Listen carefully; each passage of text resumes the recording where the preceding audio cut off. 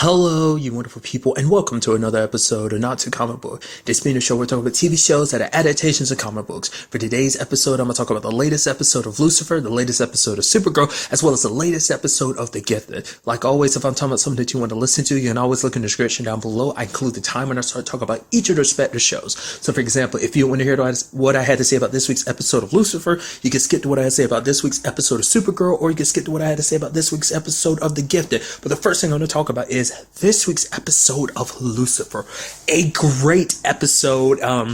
For one, a very interesting case, but also what the entirety of the case involved. Because basically, it's interesting enough because the old episode dealt with specifically pudding, which I won't lie to you, this episode made me kind of want to have pudding. Obviously, before the whole murder and death and stuff, it's like, well, it made me want to have pudding. And obviously, the whole like, oh yeah, actually, this pudding, all these ingredients put together will actually get you to have renal failure and give you kidney stones and eventually kill you. So it's like, no, forget about that. But beforehand, when you saw that security guard eating pudding, I was like, I kind of want some pudding. I haven't had pudding in a very long time. And it's like, And you kind of see why Dan was so addicted to it. He's like, man, that's so sick. I mean, really love it. It's like, man, I had no idea Dan was so psyched about pudding.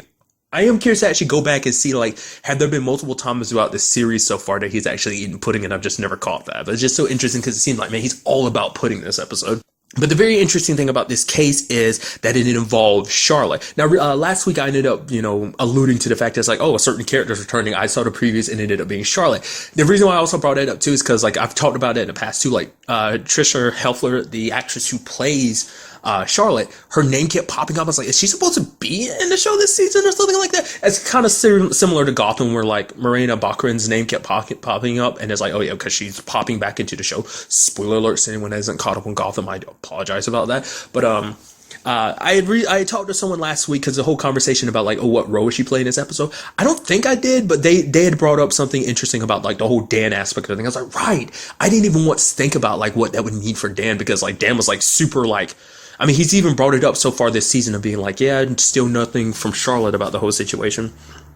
My thoughts are like, okay, so maybe Charlotte's bad because she ended up like remembering everything, or it's like, or maybe like, I got it kind of right, because I was like, my other thought was like, oh, maybe she's pretending to know just so she can fluff out information. It's like that ends up being what she ultimately does, because she's been lying, because she thinks if she told anyone the truth, like she blanked out for all that time that Lucifer and Amenadiel's mom was inside of her, possessing her body. It's like people would think she was crazy for blacking out that much, And it's so interesting when you see it hit Dan the way it does, because Dan's like, the fact of the matter is this, is that, like, I can't believe you did this to me. Like, I thought, what were we? You call me your favorite human, whatever that means. And just seeing like how hurt he was, and it's so sad because you see her just being like, I don't know. And I love the fact of the matter is it was twisted on Lucifer being like, Dan was like, yeah, you were closer than anybody. And it's like, and she took that as like, oh, there was an intimate thing between us, obviously between me and Dan, why my marriage is kind of in the state it's in. And the fact of the matter is like, we being close and everything, it's like, oh, we had an affair or something like that. Like, obviously I had like a affair with a tall, dark, handsome guy like you. And just how disgusted Lucifer was like, ew. He's like, ew, even though that's not his mom. That was woman he basically essentially thought of like his mom for so long, because his mom was in her body and everything.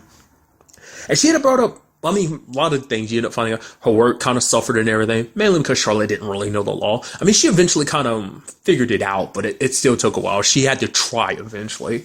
Then her marriage kind of fell apart, plus she doesn't have, like, visitation rights to her kids, which Charlotte didn't care about the kids anyway, just kind of like, yeah, go with your dad, I don't care. Oh, yeah, like, they're a nuisance, so that's something last season I didn't even think about. And that's such a beautiful, like, little details like that. It's like, yeah, like, their mom severely messed up Charlotte's life, and it's like, it's something I didn't even comprehend last season, like when she left Charlotte's body. And it's also another thing that kind of coincides. Is the fact of the matter is Charlotte actually died before their mom possessed her body, because she ends up talking about the fact is, and like she's like, oh, remembering this place, and it's like Lucifer's like, hell. And it's like, oh, right, you died, didn't you? But I guess like Charlotte leaving, like, I mean, their mom leaving her body kind of gave it like some, like, I guess her like goddess powers just kind of resuscitated, I guess pulled her soul back from hell. Because also, because as we know, we learned last season, like hell was kind of built around guilt. And it's like, on some level, Charlotte felt guilty about her life, and she kind of felt like she didn't. But I think, it just made her realize, like, oh man, I'm making a lot of mistakes in my life, and she wants to know a way to fix it. Obviously, her being the lawyer and everything behind everything, she kind of played like, no, she's representing bad people, and it kind of like made her feel bad because she's like, I'm gonna try and help out just to kind of. Slide the scales in a more positive favor, like, because she doesn't want to go back to hell. You even had that sweet moment where Ella was like, yeah, I know what you're doing with Dan. She's like, initially I saw this light in you, but now all I see is darkness. And she's like, I got my eyes on you. And I'm like, it's like, for one, you're like, that's sweet because Ella's got Dan's back. It's like, yeah, she's being a good friend. You're like, yeah, but at the same time, you're like, that's kind of sad because that wasn't Charlotte. And she's just kind of being, she's having to suffer from stuff that she didn't even do. So it's kind of sad. Because the whole situation makes her like think about everything, because it's like everyone that's in a situation is responsible, whether it's like Grace or the dude who ran the overall company or like the fixer, because everyone was aware of what was going into this pudding. It's like, oh yeah, packing it full of protein, sure, but ultimately it would kill people. And Charlotte kind of phrases it in a way that like a lot of big companies kind of look at a lot of things, sadly. Not every company, but it's something that you kind of hear a lot about companies, and that's settlements versus admitting you're wrong, essentially, of like, it's actually cheaper to pay out these settlements than actually change up our whole system with our, making people realize like, oh yeah, they're going to die if they keep eating our pudding. And it's like, oh, well, a few people here and there, whatever, might cost us millions, whatever, we'll make like triple millions for just like how, plus the companies are going through mergers. It's like everyone associated with this situation was essentially a piece of crap. And Charlotte like literally had a gun in her hand, was going to like, hey, which one of you did it? She's like, basically it made her realize like, I never took the time before to realize like the actions. Like, it's like I said, it did such a beautiful thing of like also like changing Charlotte's character. I mean, because the fact of the matter is, I mean, that's hard to say because like we never actually got to meet Charlotte. We met Charlotte through like the goddess being inside of her, but that's about it. We never got to know Charlotte herself. So this was kind of our opportunity, and her like reflecting on who she was, of like, I was a bad person. I represented terrible people. And now I realize their sins kind of like puts that blood on my hands too, because I'm defending these people. I mean, like, what also caught me was like how this case ended up being solved, because it's like, oh, it's a murder, it's a murder. It's like, no, Simon actually killed himself, but he framed it to look like a murder so that the police would investigate everything and end up eventually discovering the secret behind the pudding and everything. So he sacrificed himself because he was going to die anyway. So I guess he felt like he needed to do something important with his life, with what little time he had left, and to make a mark and make sure that no one else had to suffer like he does or whatever. So, I mean, that just shows you how, like, he's the MVP of this like episode, of just showing how much what he was willing to sacrifice, because he also gave up all his possessions and stuff like that, because I'm sure he also felt guilty, because it's like everything I did working for this company and everything was hurting people, so ultimately they all get arrested because Lucifer interfered, and well, Charlotte's kind of got them to confess and everything. So like I said, it was just like a sad episode, like in that regard, or just like, I mean, I wasn't expecting that ending to be the case, but, and also just like things ending the way they did with Charlotte, of like Lucifer being like, hey, because Lucifer is like, I know what you're trying to do. You're trying to do the right thing, but if you do this, you're just going to make things worse for yourself. So I appreciate that too, because this is like a new beginning for Lucifer and Charlotte, because they end up talking and everything. He's like, you're not going to try and like make moves on me. She's like, it didn't work the first time, so no. But interesting enough, he ends up talking to her, and he's like, yeah, who you were before, obviously referring to his mom. It's like, you were a little wild, crazy, a little hard to control, just infuriating. But at the same time, he's like, the fact of the matter is, it made him realize like he's going to miss her like crazy. He hasn't really said much since she left and everything. He's like, especially when he was trying to explain it to Aminadal about the whole situation, and like the first in the premiere being like, oh yeah, this, yeah, mom's going, whatever. It didn't seem like it affected him, but he's like, in all honesty, I miss her a lot more than than she'd ever known, which is like, that's so sweet. It's like, oh, you couldn't wait for your mom to leave, but now it's just like spending time with her, because ultimately, we all talk about like the bad things she did, and ultimately, like, I always criticized her for. I was like, okay, you got your own ulterior motives for it, which she did, but at the same time, it's like he's like, ultimately everything she ever did, she did because she loved him. She loved Lucifer, she loved Aminadil, and like everything she did was kind of to put them in a position, like, back where they were. It's like, because for her, it's like, I wasn't there for Lucifer when he needed me back during this whole, like, God making him the devil and everything. And, I'm in a deal, having to deal with being the first son, not having his powers and everything. It just, she tried the best she could in her own way. It wasn't the perfect way, but it was her way. But now it's like, okay, I can't wait to get to know you, as Charlotte. So that took me by surprise. That was so good. So immediately my brain's like, so does that mean we're going to be seeing Charlotte around a lot more? We might not be seeing her a lot more, but from here and there, like, we'll probably get to, like, see what she's up to, trying to, like, clean the slate a little bit. And also it seems like there might be something possibly in the future for her and Dan, considering the fact is that she's like, could we go out for coffee sometime? He's like, sure. So I'm sure everything's going to be about her slowly piecing her life back together. It's kind of interesting too, because like Lucifer never, like, she's like, oh yeah, because you're actually Lucifer, but he never really explains what happened to her, because it's like, yeah, she's already in a daze. Last thing he wants to do is add more to it by making her feel even crazier than what she was. So I guess it's just so interesting, like, I mean, because he's also in a position where he can't show her his devil face anyway. He could show her his wings, but, we already know, like, if he had to show off his devil face, sure, but he's not about showing off his wings, because it's just like, no, that's disgusting. They're not me, like I brought up last week's episode, like, basically Lucifer having an identity crisis, essentially, so.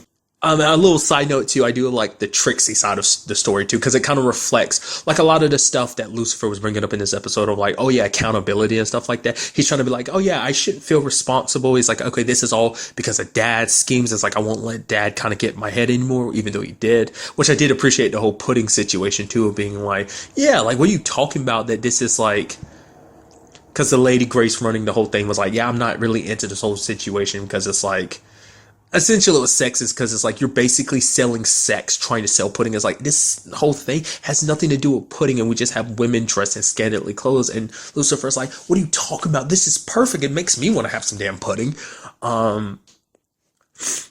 But I mean, the whole conversation is like, he's so caught up in trying to leave past accountability, because he does feel responsible about what happened to Chloe because he wasn't there. But at the same time, he's like, no, that's because of my whole dad's issue. But it's like, it's kind of Lucifer's way of kind of dealing with things, like his guilt about that whole situation. I think that was him pushing it aside. But now he realizes, like, he feels accountability for Charlotte. Like, even though it was he wasn't directly responsible, because that was his mom's decision. Like, the fact of the matter is, also because he wasn't there to kind of fill in those gaps for her. Because he didn't think about, like, much like me, what that meant, like her returning to her life and everything, what that meant for her. So, but I mean, luckily this gives her a second chance to make things right. So there's some silver lining to it. So, but the whole thing is, like, I think this also makes him realize the accountability when it comes to Chloe too, because the fact of the matter is, yes, he wasn't responsible for it, but still, as her partner, he wasn't there for her. He didn't really directly say that again this episode, but like, I feel like maybe when it's all said and done with Charlotte, maybe that kind of, it's where his mindset's at at the end of the day. But kind of going back to it, it's like, love what they did with Trixie in this episode of like the swear jar situation, and like Lucifer helping her find loopholes around it. And it's something that kind of made Chloe kind of look at things from a different perspective, of just kind of like setting up arbitrary rules and stuff like that. Like, almost like you kind of have to let your kids do their own thing. Like, if there are kind of consequences or whatever for their actions and stuff, like, well, I mean, it's almost like learning through experience, but it's like, don't try and make loopholes, because like, if you keep making loopholes, you start making loopholes here, then eventually throughout your life, you're going to constantly be looking for loopholes everywhere. Kind of basically ended up in a situation like Charlotte, where you'll ultimately regret, once you kind of get like a big perspective on what you're doing, it'll kind of make you look at things a little differently. So that was just kind of a little sweet learning moment of like taking what Trixie and Chloe have going on and combining it with like kind of reflecting the whole Lucifer and Charlotte thing in this episode. So, like I said, overall, a great episode. Like I said, I'm very interested to see what they do in the next episode. Like I said, like going forward, this whole like Charlotte and Lucifer thing, like, will we be seeing her popping up more or not? Also, what about, Pierce and Chloe? That was something I kind of brought up last episode. We'll see about that. Also, like I said, going back to even that Chloe and Lucifer relationship, even him ogling other women, like Chloe's just kind of like, whatever. So it still seems like there's issues there. Like ever since like the premiere, it seems like it's just kind of like, okay, we put it aside. We're just back to being partners. Let's kind of forget all that. It almost seems like, for Lucifer, I'm sure it's like, it's easier for him that way because it's like he can't, because for him, I'm sure it's not like he wants to be honest to Chloe, but he can't when he's doing his whole situation, which we still haven't gotten back to Pierce and him investigating the Sinner Man, which I'm guessing that's going to be kind of like one of those periodic overarching storylines of like, it won't be every episode, but obviously every once in a while the storyline will kind of converge onto that. So, and also another thing too, before I wrap this up too, is like, it does beg the question of like, is everything coincidence or not? Like Charlotte coming back in his life, having to be be a part of this case is the question, you know? Because Lucifer thinks that everything that happens in his life isn't coincident. It's just his dad manipulating. So it's like the question is it true, or is it just Lucifer looking for answers in things that are just cosmic coincidence? But then again, if you have cosmic coincidence, you're kind of like, God might have something to do with that. So those are questions I'm curious to see, like how those ultimately play out. I mean, that doesn't just apply to this episode, but just everything that's ever happened to Lucifer over the course of the series. Is it just dumb luck how a lot of things happen? Going even back to him and Chloe, like obviously his dad played a part in that. Maybe it was never about Lucifer. Maybe it's always been about Lucifer. Like I said, we just kind of have to wait to see like how just later stuff down the road goes. But even like I said, even then, like I'm still very interested to see what goes down in the next episode. And now moving on to this week's episode of Supergirl, an amazing episode. I love what they did with this episode. I kind of already knew about it because I caught glimpses of the preview, but still, even knowing what the episode was about, they executed it amazingly. Essentially, this episode dealt with the fact of the matter is there was a religion built around Kara, people worshiping her as Supergirl. And to me, that's such a fascinating concept because to me, that never occurred to me because Kryptonians on Earth, they are literally gods amongst men. And until like Man of Steel and Batman v Superman, it never crossed my mind, especially when you think about what Kryptonians are capable of in like the comic books, like in particular Superman. Like major props to Death Battle, because like if it wasn't for Death Battle, I wouldn't know just how crazy powerful like Superman could be. And in actuality, Supergirl, because the show has shown it too, but I think even in the comic books, like Kara is like stronger and faster than Clark. But just how ridiculously powerful they are. Like, and it's such an amazing concept to think about. Like, they are like pretty much nothing can stop them, you know?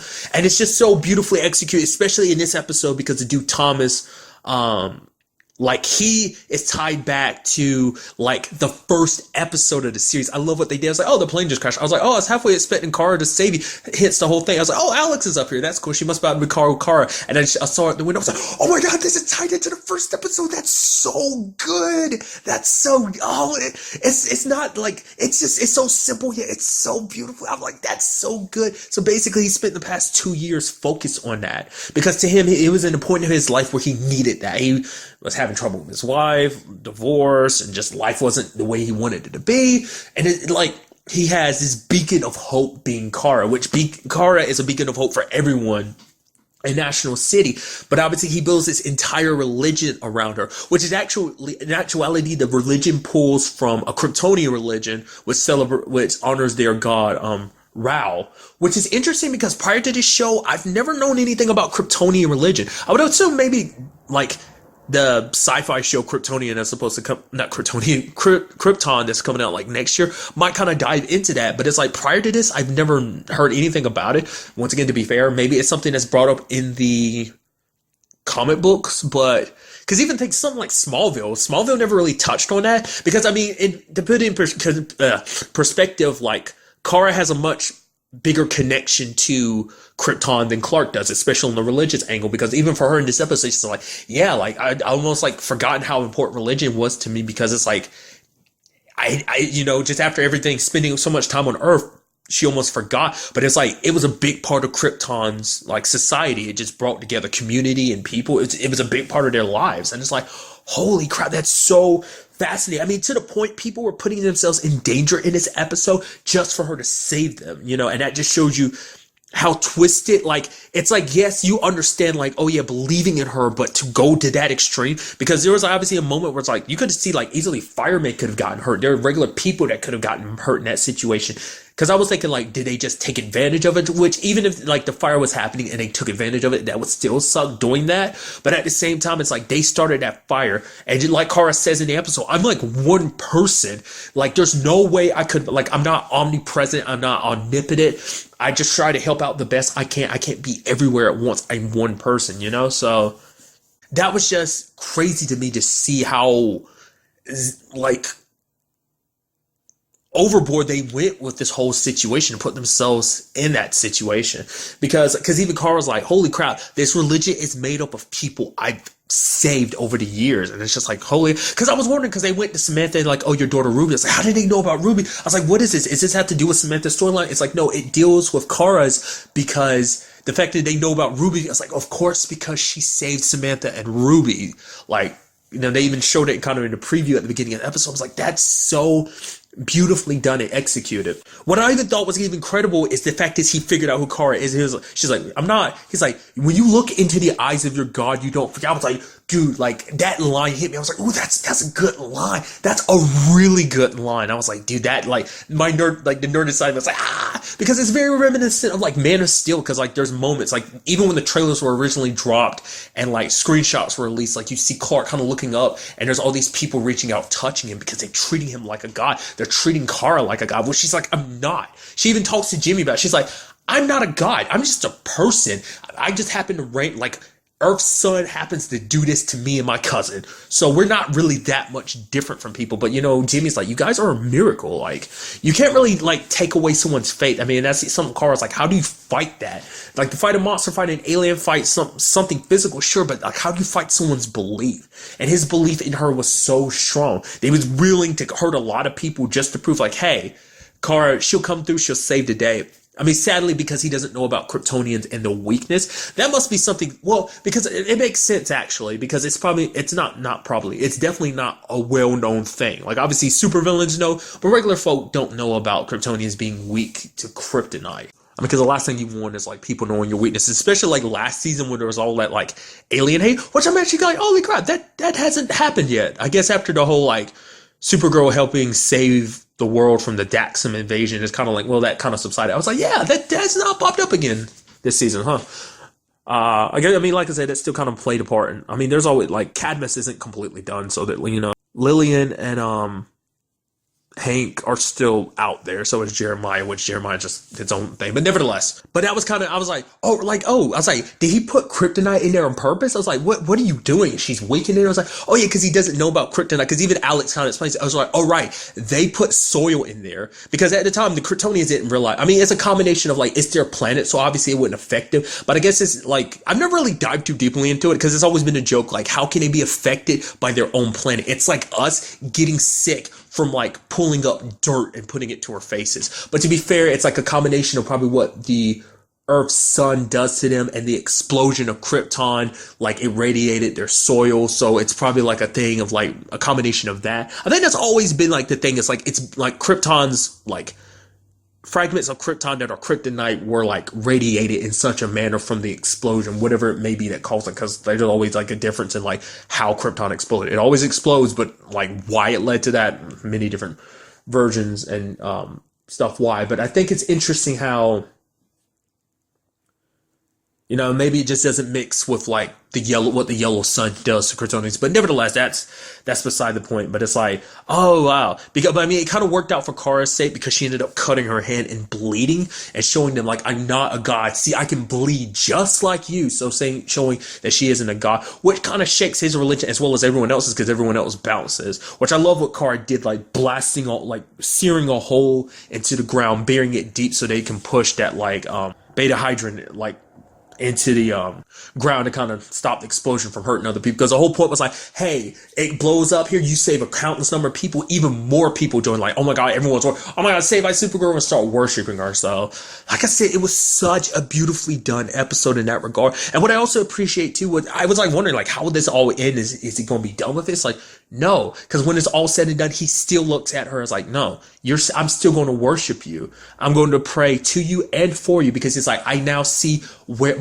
my role is. You know, even though I'm here in prison, my role here is to help you.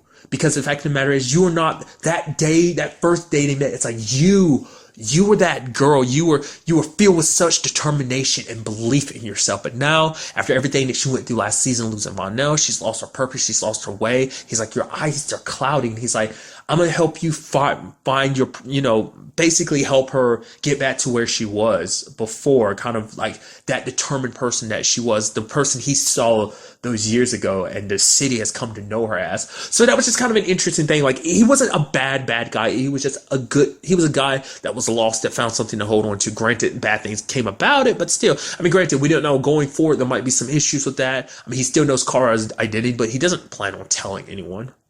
I would say that's so interesting in certain storylines where it's like people know your identity, but they don't tell you. Tell anyone, like Captain Cold, for instance, knowing who Barry is, has never once, because he likes it, because he thinks it's kind of fun. It's like, oh yeah, this is our thing. It's like, I'm hero, you're the hero, I'm the bad guy, quote unquote bad guy, because where Snart is. But at the, when it's all said and done, but it's just, that was always an interesting thing to me, that so I think it kind of works along the same lines. But it's like, I'm curious to see how that will go in the future, because this whole situation has, I think, changed Kara's perspective on kind of, I don't know, seeing things in a different light, so I am curious to see ultimately where that all goes. Like, I love that.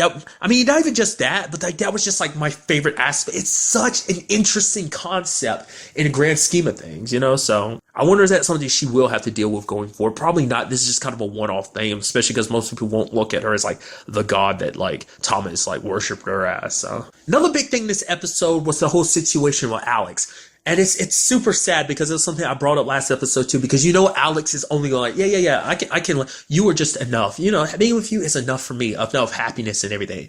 But seeing, hearing Sam talk about Ruby and like, oh, being a single parent, just like, oh, the challenges, but how amazing it is. And then seeing Ruby saying it just broke Alex's heart, because it's like, yeah, Maggie's not going to change her mind about this. But me, like, I said that to make her feel better, because I'm conforming to what she wants. But the fact of the matter is, she's like, I want a little girl, to be there, teach her how to throw a punch and all this stuff. And it breaks your heart seeing her heart get broken. You're like, oh, Alex, it's like, dude, that sucks. Because it's like, you love Maggie. I get it. And I brought this up last episode too, but it's like, the fact is, you both have that mentality. Like, Maggie's very stuck in her ways. I already can see that. And like Alex, you can tell it broke her to be like, yeah. Because I think on some level, Alex was hoping that Maggie would eventually change her mind. Like I said, maybe there will be something down throughout the timeline that's like, okay, eventually Maggie will change her mind about wanting kids. But for now, it's just like, she's set in her ways about it. But Alex is like, I would like to have kids one day, a little girl to call my own, to take care of, to love and hold, and let them know that they're the most important thing to me, that the world is a lot better with them in it, so ultimately, I think it will end up with them breaking up, which sucks. They're so good together, so badass, and they're so in love and so cute and adorable. But at the same time, it's like, when you want two different things like that, it can't last, Because the entire time, Alex will just be kind of putting on her front, like being like she's completely happy, and then eventually down the road, she might end up just like harboring animosity towards Maggie for it, So I don't know. We'll ultimately see where like everything goes in that regard. And then finally, we had things with Sam and Ruby, which has got to suck, being a single parent. Fact is, taking over L Corp. I keep doing that. Taking over L Corp is probably not the easiest. Definitely not the easiest thing to do. Balancing being a parent, because like that's a job that takes commitment. Lena wasn't in a situation where she had other priorities. It's like, like the only other priority she really has is like to her friends, and that's like Kara. So it's like, even then, I mean, she's kind of put herself in a position where she can step away from L Corp to kind of work full time with like at Catco and stuff. So. But you kind of feel bad for Sam, especially because Ruby's like, hey, Mom, help me with my song. Oh, you got to work. Which is like, Lena's like, hey, you're doing awesome work. The fact of the matter is, Ruby can see that. Look at you being a badass. It's going to teach her to grow up and be a badass. So it's like, she's already a badass, So. But what really got me was the end of the episode where she's got all those symbols on her. And it's like, this person was like, oh, you were born from Rao's son, and soon you will reign. And she's got all these Kryptonian symbols on her. And then like we see that the ship that crash landed, is that not her ship then? Like, now that like it didn't look like, so It looks like somebody's in that ship. So are there multiple people on that ship? Is like, was she one of two people that was on that ship? Are we gonna, like I said, I thought, like, the fact that they said that, part of me was like, is she supposed to be Doomsday or something like that? Like I said, I don't know if Doomsday exists in this situation, because I would love to see kind of another TV Doomsday. I mean, because a lot of times TV shows and movies kind of overlap in certain regards like this. Like, for example, it's kind of a shifting to another example, but it's like Marvel's like most recent Spider-Man adaptation and comparing it to Homecoming. Like, the first villain Spider-Man faces in it is Vulture, whereas we know the main villain of Homecoming was Vulture. So it's just an interesting thing like that. So part of me wonders, are they going to do something like, they're like, could this be like, you know, them kind of doing a similar thing where Doomsday was in Batman v Superman? Is like, so now we're bringing him to TV, which he's already been on TV too, because he was like a main tier villain in like season 8 of Smallville. So that's why I'm curious to see like whether this is supposed to be Doomsday, supposed to be something Doomsday like. Is it something else entirely? Once again, I'm not that familiar with comic books, especially Superman, and I mean superheroes in general. Like, once again, my only knowledge of Superman and most DC stuff comes from either Smallville, Justice League Unlimited, Young Justice, some of the like the Superman animated series or any of the Batman animated series I've seen over years. That's about it. So I am curious to see what that's all about. Like, is she not connected to that? Is she connected to it? But was she actually in, like, how did that go about? Like, is she something else entirely? Like, the thing we saw leaving Krypton at the end of season 2, was that what's in the ship right now? And she just happens to be like a key or something? I don't know. I'm very interested to see like what that's all about. Find out like what's going on with that whole Sam situation. I'm so interested to, you know, are they two halves of the same whole? You know, kind of similar. I won't say anything because it's like, I was going to reference a TV show. It's something I've talked about recently that kind of had two halves becoming a whole. I'll leave it at that. If you might have any idea of what I've watched recently, you're like, oh, I know what you're referencing, then cool. But if not, that's fine. I just don't want to spoil said thing. So, but I'm curious. It's supposed to be like she's half of something and is the other half sleeping and is now awake. Why now? I mean, obviously now it woke up because of the beta hedron exploding, and it kind of shook the ship up and kind of woke up some of its systems. So that person was probably in like kind of a cryostasis the entire time. So, and the fact of the matter is that Sam is like that. What does that mean for Ruby? Not unless Ruby is adopted, because we still don't know that whole family situation. Because that's come up before. It's like, oh, what about the dad situation? It's like, no dad. So it's like, does Ruby not have a dad? Was she adopted? Like, what is that whole case, you know? So, like I said, very curious to see like how that whole situation plays out.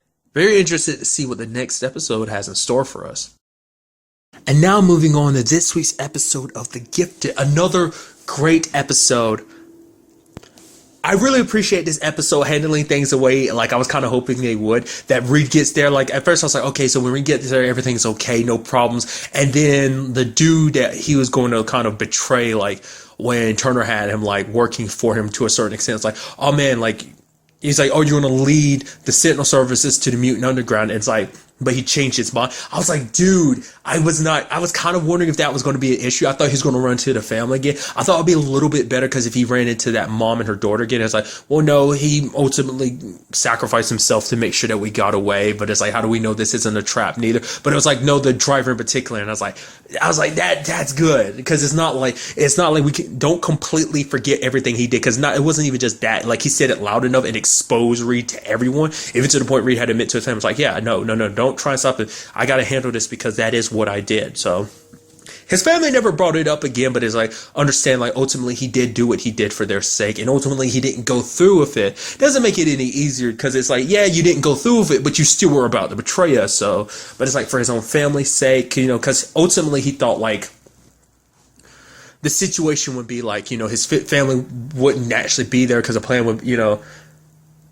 But even though he didn't know his family wasn't there anymore, he still made the right choice of not doing it. So you can't say his family influenced him, which they kind of did. They influenced him in the sense of like, he sees the situation his family's in. How can he ask a mother who's just trying to protect her child to kind of go through the same thing? So he led like Sentinel services, kind of like all the like law enforcement kind of in the wrong direction. I knew like the dude would kind of screw with him a little bit. I was like, oh man, he's actually going to leave you high and dry, isn't he? I was like, it'd be kind of funny if they're like, oh man, where is he? And he's actually there in front of you, which he kind of was, but he was off somewhere else. And he's like, what are you doing? It's like, well, I just had to make sure to see what side you're on, which is like, you understand. I was like, it's still a little dickish, but at the same time, it's like, okay. Because legitimately in the back of my mind, I started worrying. I was like, they got Pulse under the control. Like, who's to say they don't have Reed under their control? I mean, we never had eyes on Reed the entire time he was under Central Services, like, custody. But to be fair, like, the place him and Lorna were going to go to is like, that's where it would have most likely happened to you, possibly. So at the very least, you had to worry about that too much. There's still part of my brain that's like, there might be a possibility that Reed unknowingly is kind of an inside man. You know, maybe he's being controlled or whatever the case may be. Because that's kind of a big part of this episode too, is like figuring out that whole situation. On one side of things, you have, well, Agent Turner being more aggressive about this whole situation, like shutting things down, making sure to hit all the places where people who are associated with the mutants might have any like connection to them, even in the slightest, because they're going to do everything they can to rein them all in because they pissed Turner off because of their escape and everything. So,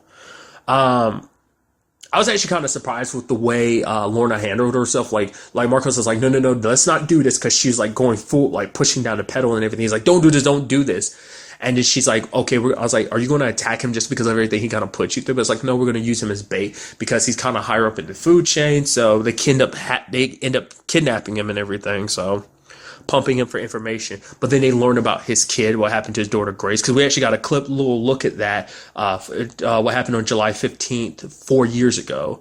And basically it was like a protest like in favor of mutants. Things kind of went out of control and an energy attack went off and ended up killing Gracie. The way it looks, we get a look, but it almost seemed like that was like a vaporizing type of attack, but maybe there was more to it. Like, I think they were just trying to avoid getting too graphic with it. When you think about, like, I think just from stuff I've seen, it's like, yeah, let's not forget, like, X-Men can get pretty brutal. Let's not forget Logan's a thing.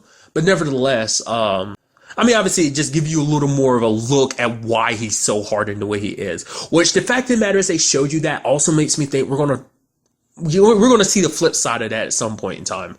Like, we have to, like, what led to things kind of being the way they were, you know? That might not have just been an accident. That might have been, like, an on-purpose thing. I mean, to be, like, because it seems like that moment is what set everything off. I mean, the fact of the matter is, at that time, Agent Turner was working for, like, he was, like, just working in Dallas. I don't think he was, like, in a position that he was in.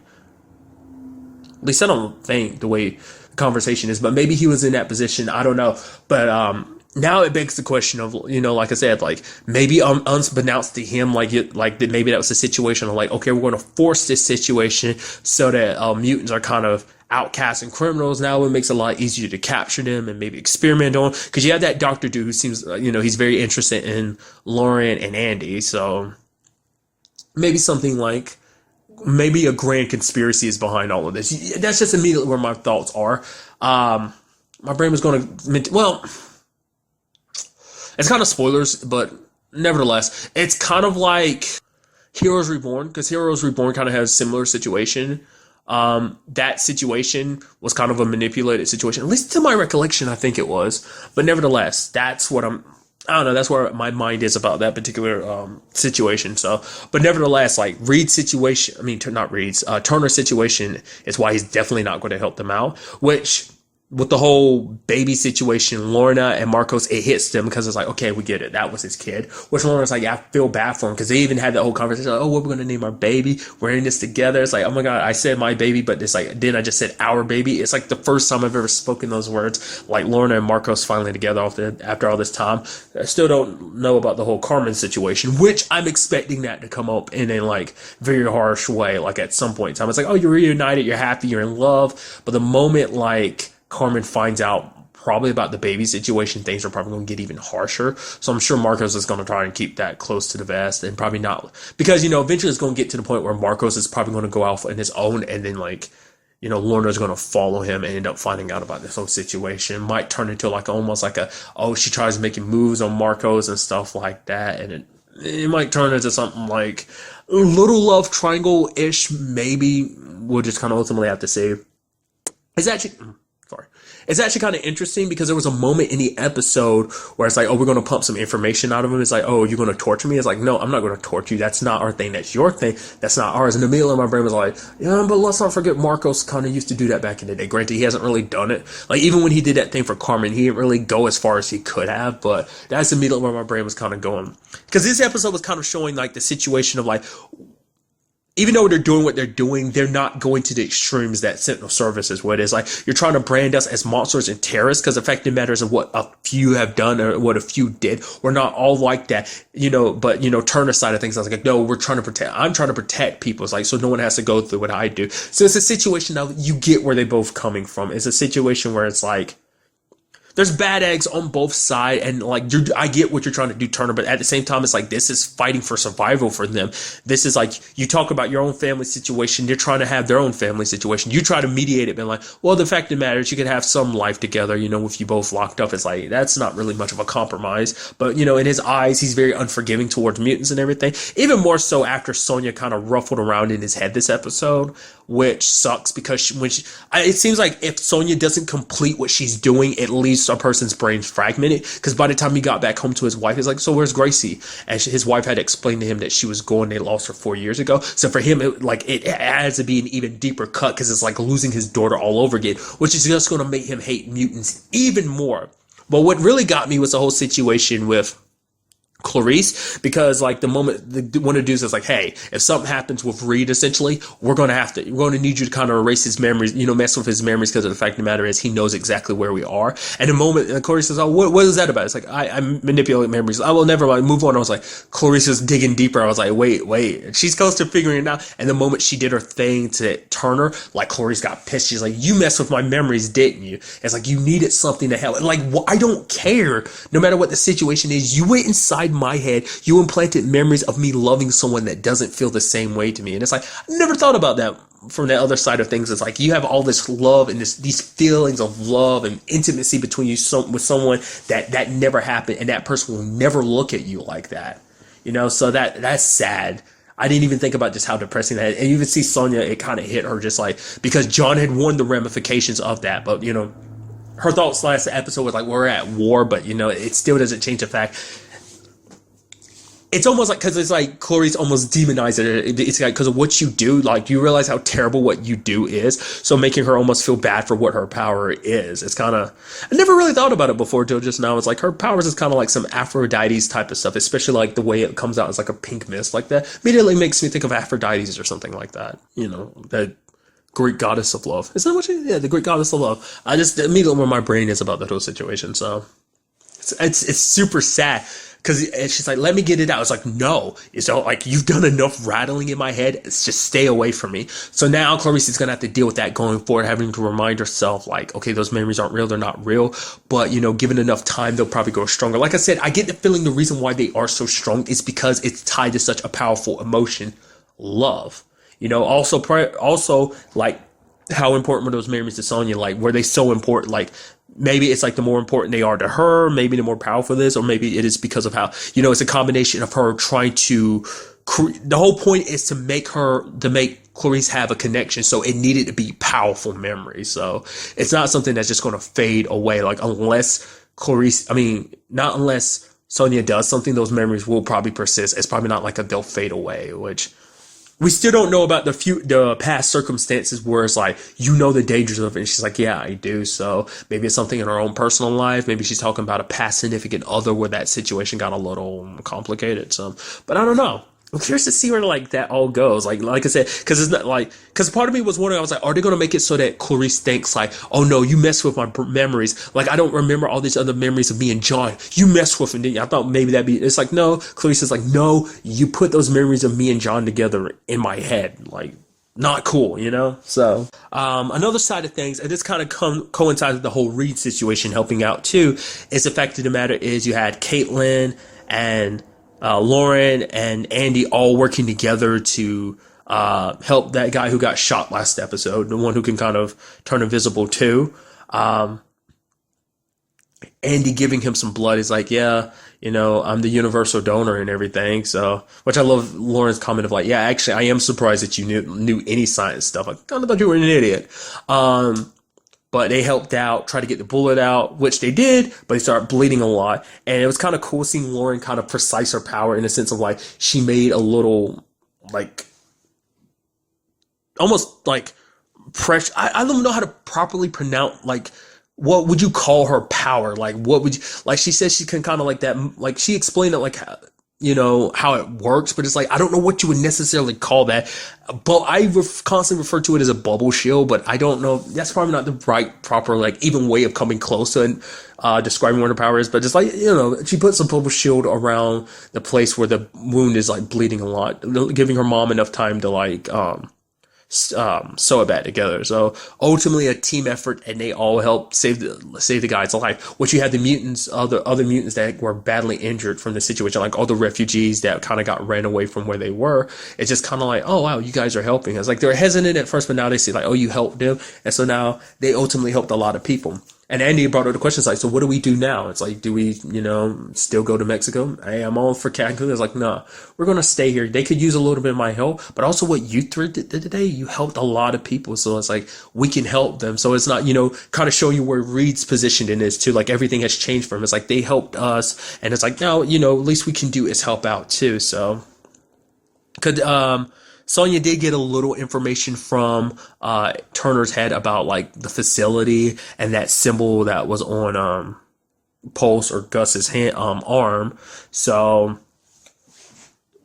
you know, because Turner makes it seem like, hey, he's just working for us now. So maybe he doesn't really know how everything works. You know, like I said, going back to the whole conspiracy thing, there is like a chain above him. So maybe a lot of that stuff is above his pay grade of just like, hey, I don't care how we get it. We got mutants on our side, which, yeah, I hate that I don't know if he really hates that. I mean, never really, like I said, it's not like, it seems like it doesn't like hate mutants, but it's like, I'm about stopping criminals. You break the law, you get dealt with essentially. So it's not like, I'm sure certain situations like Andy and Lawrence, okay, you can let it slide a little bit. Andy's situation, I guess, a little gray just because of like what happened. I mean, granted, he was being attacked, he was defending himself and everything, but I'm sure for Turner, it's still like, even if it wasn't a little gray, it's still kind of like a I don't care type of situation, to even to the smallest degree, because he is kind of like, he has a negative like opinion of mutants just because of his own personal experience, which, considering the circumstances, you can't really blame him. So it's definitely going to be interesting going forward because everyone's working in this together. I'm interested to see what, you know, the next episode has in store for us, especially after what, you know, Turner experienced this episode. Like I said, the whole like Sonya situation, but also the fact of the matter is that he was kidnapped by mutants. Like, definitely not just him, but just the government in general is just going to come down even harder on the mutants. They came hard down on them this episode, but going to even harder going forward. So I'm curious to see like what the next episode has in store for us. But really, that's all I want to talk about in this episode. To the next time we meet, be happy, be safe, live life to the fullest, and enjoy it. Good day and goodbye.